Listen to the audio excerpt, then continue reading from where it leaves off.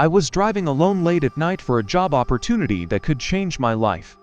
I lived in New Jersey at the time, and the interview was scheduled early the next morning in Georgia. Flying was too expensive, so I decided to drive straight through the night.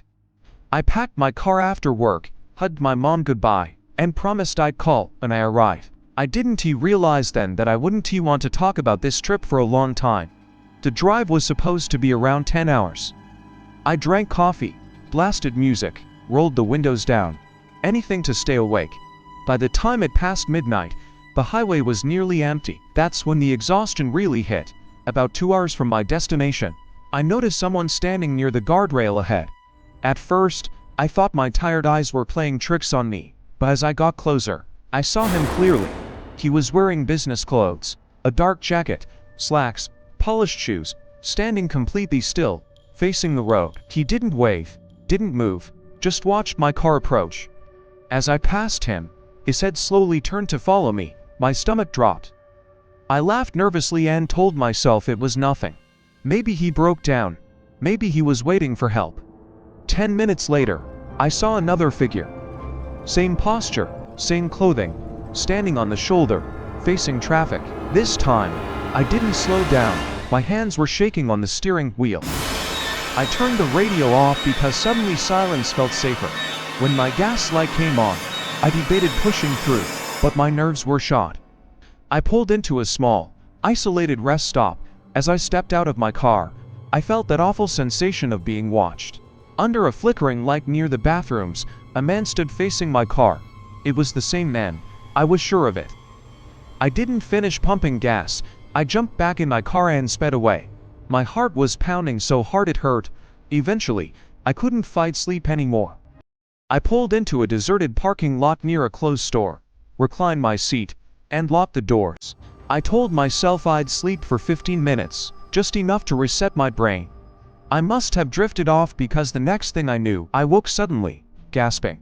I felt it instantly. Someone was behind me. I slowly raised my eyes to the rearview mirror. For a split second, I saw the outline of a person sitting in my back seat. I screamed and fell out of the car, scraping my hands on the pavement.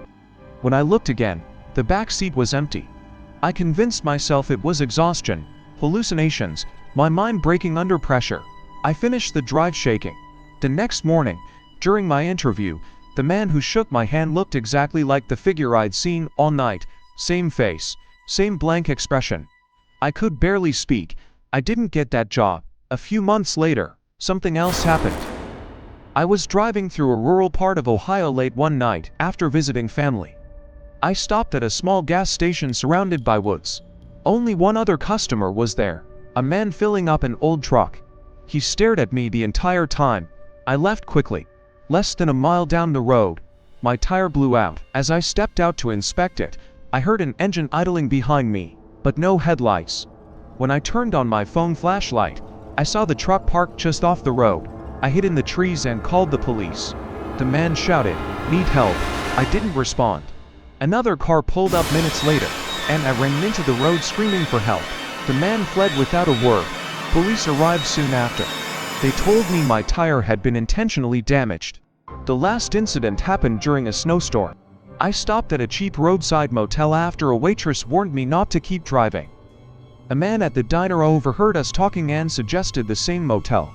That night, I realized I had left my door unlocked. Footprints appeared outside my room. When I ran to the front desk, I saw the door open behind me. The man from the diner walked out of my room. He smiled. I never stayed in roadside motels again. I've been told stress and exhaustion can create fear where none exists. But not everything I experienced can be explained away.